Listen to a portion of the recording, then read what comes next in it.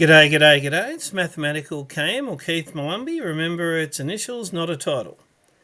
Okay, welcome to the next round in my Canberra over the board tournament, 60 minutes plus 30 seconds. I'm currently at 1460 and my opponent is 1510, so roughly 50 points higher, so only slightly uphill, and I've got the white pieces. Let's get that over that little... And let's take a look at this game. Have been watching a few times over, actually, the chess giant's Mittenberger gambit, and trying to look at how it might look with the white pieces. And I was kind of half ready, and it's called the Ronnie Reagan, or the Reagan variation, but it wasn't to be. So I start with the fianchetto, but already it's the wrong knight for that particular... That's out of the way, so we're playing the standard hippo. Now again, it's a book move. It also is taking that knight move away. Black has taken the centre. I've got both my pawns there, so I can do the Lego fit and lock it up should he advance one of them. He's got both of his knights out to their normal squares. I've gone with A3 to deny B4 to both the bishop and the knight. He brings his light bishop out. Let's deny G4 to the bishop and the knight. That's interesting. He's almost lashing out with H4, but if he pushes, it's that Lego fit and it will come with tempo. Okay, so getting ready to fianchetto. He's gone the same thing with his A pawn. And again, I'm already ready to, if he goes A4, I can go B4. Remember B4, it'll be probably in the name of this video. Okay, so fianchetto. He develops his other bishop. He's going, if you can look symmetrical, so too can I. Let's get the knights in. Queen forward's interesting. Okay, there we have the full thick-skinned hippo. The eval, actually let's give black one more move. The eval is 0.3 in my favour. Let's put this on the self-analysis. And the usual thing that we do with the hippopotamus is check these two pawns. This one's protected by, what, 3 pieces, a rook, a queen and a knight. And this one's only got the 2 pieces, a knight and a queen. Now, also with the hippo, if the bishop is here, then the f-pawn advance is off. Bishop is here, the c-pawn advance is off. These ones you've really got to think about, particularly with the bishop and a pawn, because you have to calculate it through. And that's, I'll be honest, I don't look at the B and the G pawn that much, and that's actually got to change. That's the lesson to be learnt from tonight's game. What I did think about was getting another piece, threatening that one. It's 2 pieces. He's got 2 pieces, but then potentially I could get a third or even advance the D pawn. But I was fully expecting, should I come here, odds are we'll get the E pawn advance. Then I'm looking at here, and depending on what's been going on, it's a little bit of an outpost. It can't be threatened by a pawn, at least for a while. That's not going to happen. But also, f7 is currently forking 2 rooks and a queen. And it's hanging, if a pawn can be said to be hanging in the 7th rank. So that was sort of the half plan with the knight coming across, the f3. But, and I think this is an actual big change to the way I've been playing the hippo, and that's The unusual thing here is these two that have come lashing out on their own. And normally we're focused on trying to get the centre with our hypermodern coming from the sides. But he's castled and given us, I think the Ginger Jam would call it a hook. Usually the hook that he's talking about is on A6, but this hook is right here on A5. If we can try and get in and get at that king, it's fairly open, or could be opened up. And let's take a quick look at that before we go into what I did do. But were we to come forward, the odds are he would almost have to take with that pawn. If he doesn't take, if he moves his bishop, then I guess I can take. It's going to start opening the board up there, and I'd probably get to castle this way. I think it all in all would be good. And have a look, the top move is in fact b4. b4, I remember b4. But we've gone with our knight plan. Let's have a look. It's okay. And what does my opponent do? The best move's the one I was expecting. So let's see, does he play it? No. What he does do is shift his queen across, which does cover that final forking square. I'll say this for my opponent. He's good with his knights, and defending against mine might be part of that, as we will see. One thing about that is it might be a little bit not that threatening, but I believe I played it, and that's knight forward, a little bit of an outpost, as I said, and it actually comes with the threat on the queen. And still, opening him up on the A file for the rook is the top move. b4, I remember b4.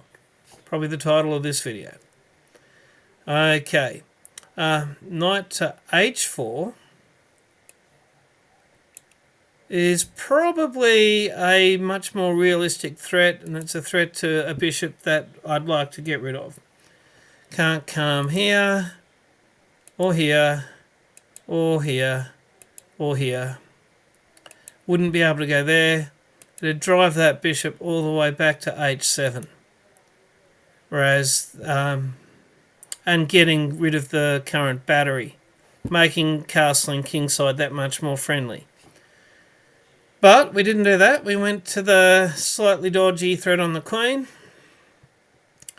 Queen to e7 is played. So the forking of the two rooks is just not going to be a happening thing. And let's take a look. The best move again is still b4. I remember b4 to try and crack this open to get through on the side. Didn't play that. I've instead castled with a view to opening it up in the middle. And I wasn't thinking about opening it up on that A file, but we'll see. See how this looks. He sent a knight back, which has taken the eval back to pretty much even. Brought the knight back, so got two pieces threatening that pawn. He's come slamming forward with another pawn, trying to pawn storm. Now he knows where I've castled. And again, I was talking about opening in the middle. I've got two knights, a pawn. I have got four pieces supporting a d-pawn push. And to the point that d4 is now actually the best move, and I've played it. I was planning it. Now the best move for him is e4, which he's played. And I don't keep the advantage forever, but spoiler alert, this was always half of what the plan was. I was expecting the e4. I knew I would take the bishop. I was hoping he would take the knight. and going up the exchange, letting him have one of these pieces.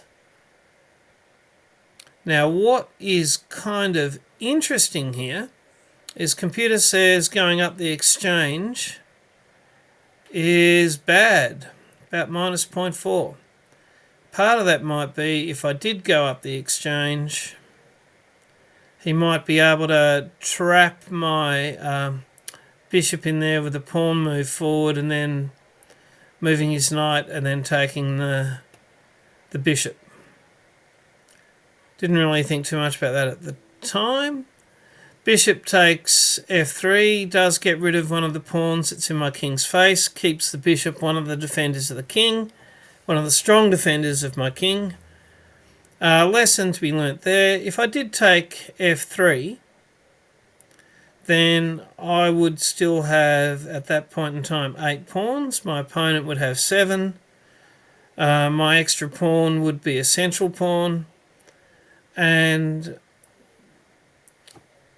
I think that was, well, very much is the better choice. It's plus 0.5. So there's look for pathways that aren't through the middle necessarily, but pass to your opponent's king.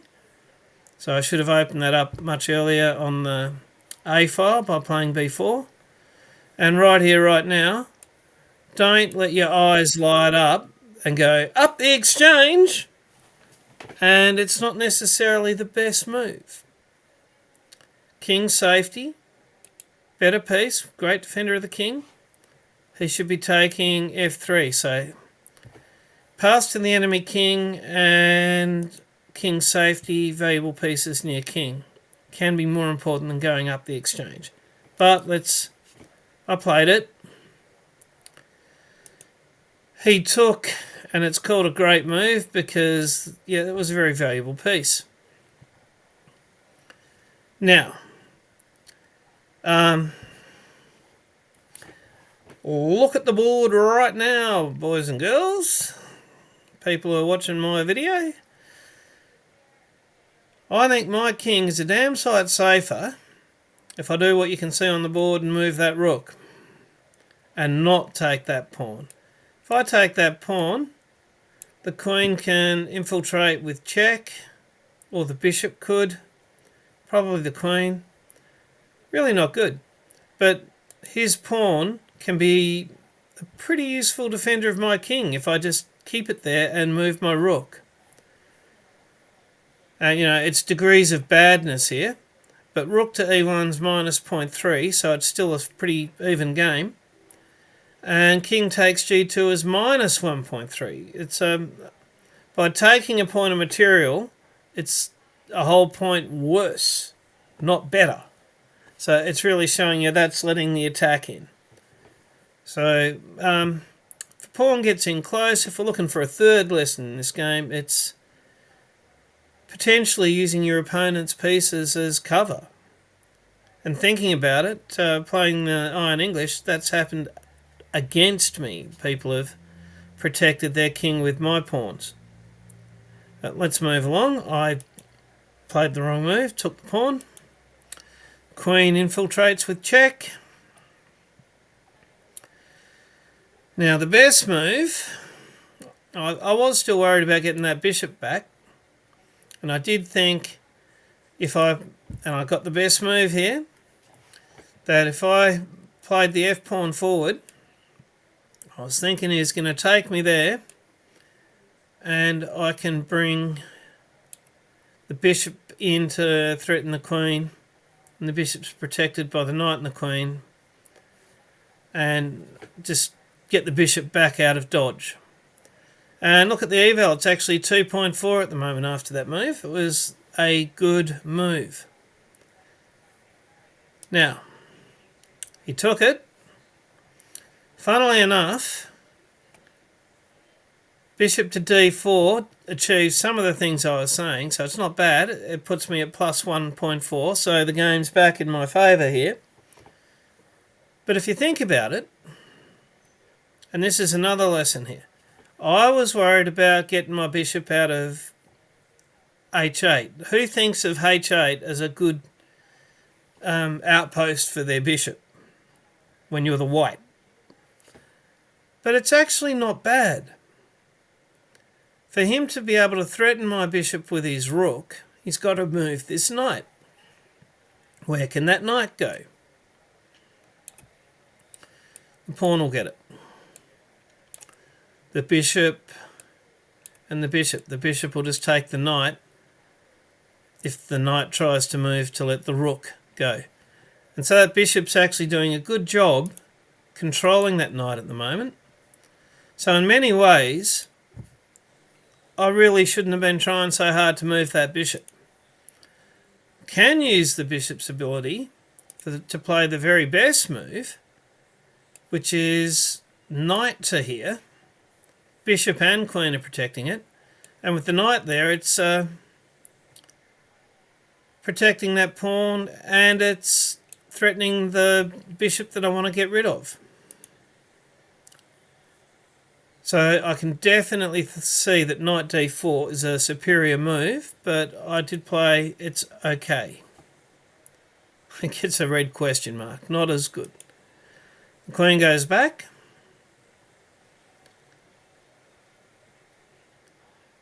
Now, it must be a fairly complicated line, the king h2, because at the moment he's got a battery on h3. I've only got the one piece defending it. So you'd need to go through, okay, king h2, king goes h2. The bishop would take h3, just like we were expecting it would if we don't. And then we go rook to f2. Oh, basically we're letting the bishop take the h-pawn and saying, so what? Your bishop is not going to threaten my king on the dark square. And if somehow you could magically swap your bishop with your queen, you could probably mate me. But that's not going to happen in a hurry. So that's kind of a cunning move, that king h2. But a lot of people are going to see the battery and think I need two pieces defending h2. And rook to f2 also lets him take that pawn. Rook e1 lets him take it. The best three moves are letting white take that h-pawn. I guess it's taking my knight out of the picture, but it has given me the two pawns on that one. And kind of a nice cunning little attack. He takes, my queen was overtasked defending the pawn and the bishop. I take, he takes. And now we've got a side edge to black. I've gone queen to d and the edge just got bigger. I thought the queen here was pretty much controlling that knight. The knight's going to have to reroute, but the knight wants to reroute, and there's a beautiful square. So obvious now. It's currently forking the queen, the rook and the king.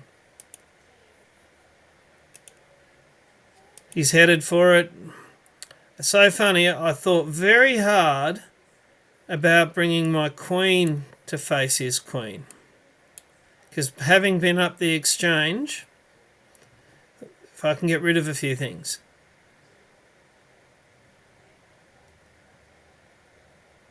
But if my queen was facing his queen and he did play that forking check,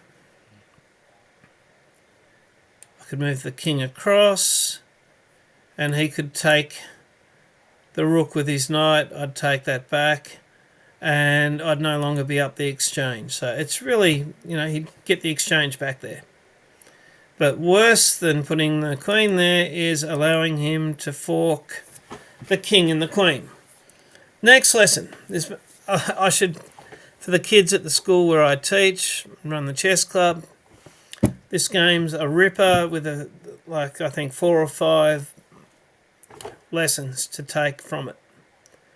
Oh no, he's forked my queen. I have to move my king or take the attacking piece, I'm going to lose my queen. Woe is me. What would have happened, and you can see the best move is king to h2. What I didn't look at and didn't consider, I've just gone and taken that knight with the rook. And so I've gone down a knight for a rook. But what would have happened? I mean, I was hoping to exchange queens. What happens if, and we can see it here, king h2.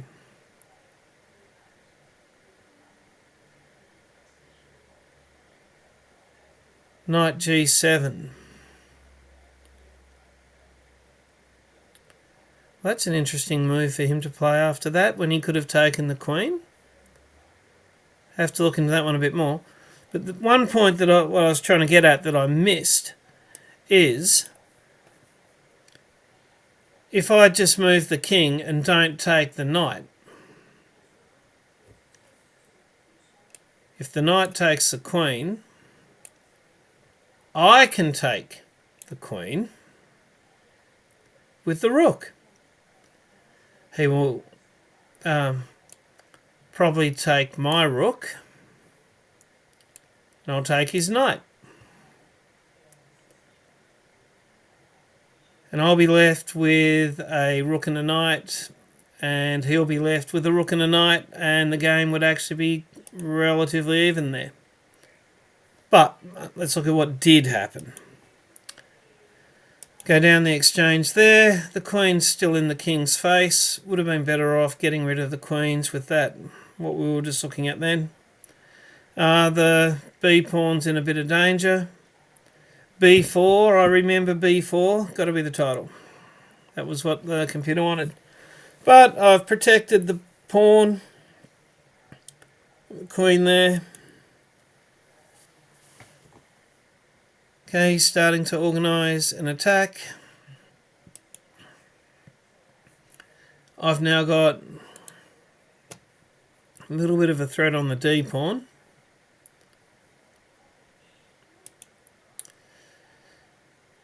Remember when my bishop had that guy trapped? Yeah. That knight, I do not want him coming here. And you can see the best move is the move I played. He advances, very clever. Can't let him get a queen there. That will be nightmarish. How am I going to stop it? There we go. 2 pieces on that. He's brought down a pawn to threaten my g-pawn. Saying best moves king f1. Try and start running away now. Probably was. What I've actually done is protected by the knight, and if the queen takes the knight, the queen's not getting here. I could then take back with, but still not the best. Now he's doubled up on my knight. I've got to get back. He takes. It was interesting. I really wasn't sure, and it's just degrees of badness at this point. H takes or F takes. In the end, I went with F takes because I didn't want to let that H pawn come forward. This was interesting. It's zugzwang pretty much, except that the suggested computer move is kind of nice, and I'm not sure I got to include that. Protects the b pawn. The queen's protected by the knight. That's right here. Queen's protected by the knight. The knight's protected by the rook. He could take, at that point, the knight. I'd take the queen. He could have a, with check, a rook and a knight versus a queen. I don't think he'd really want that. That's actually probably the best move. It's only minus 3.8. More than 2 better than the other moves.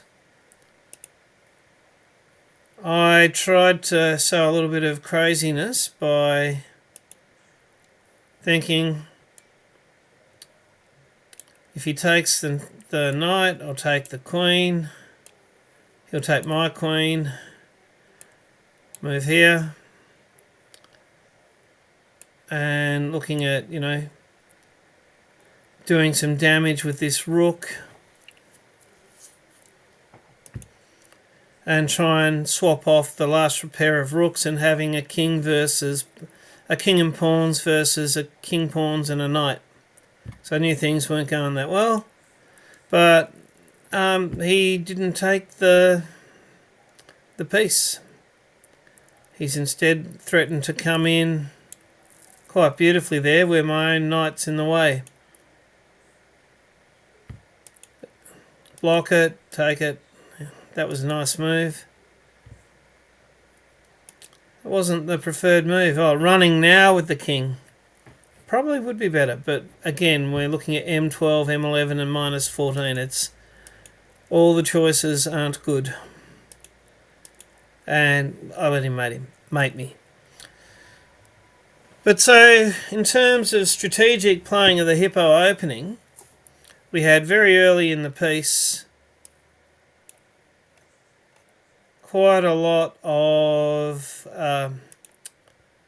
looking at where to break it open, and the computer is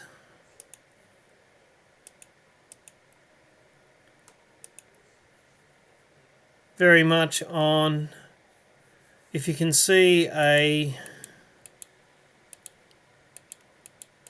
path into the king that you can sort of arrange, don't be overly fixated on the middle. So that's a lesson. Don't make wasteful threats that just even get your opponent to improve his position. That bishop's more easily and better threatened with knight here. My knight to there.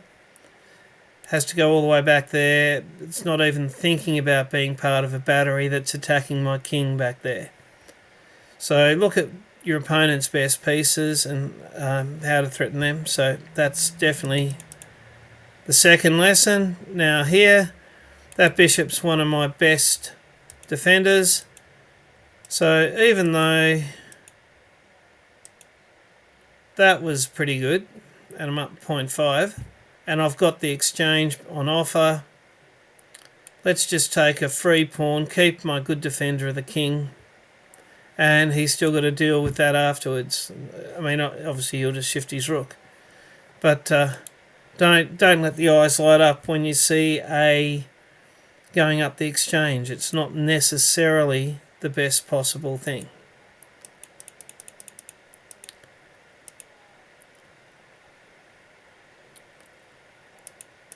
And I think we're already past it, but I had the chance. It was an earlier pawn. Don't necessarily have to take an opponent's pawn when your king can hide behind it instead of letting their queen infiltrate and chase you around. Right here, far and away the best move is just getting the rook out of trouble and, you know, using his pawn as part of the defence, part of the pawn mass. I mean, sure, he can get his bishop in there and take that one, but we saw it, that was not that bad. Hard for him to get the bishop behind the queen and the queen in there while I'm doing other things. So several lessons in there in today's game. Well done to my young opponent, born in 2014. I hate to even think about that. Well, far too young, far too good for being far too young, but well played. But also some things that won't happen again, and this is the year of the hippo. And we've got some tips and tricks to... We've been getting some good results, and now we've got a few more lessons to take on board. So bye for now.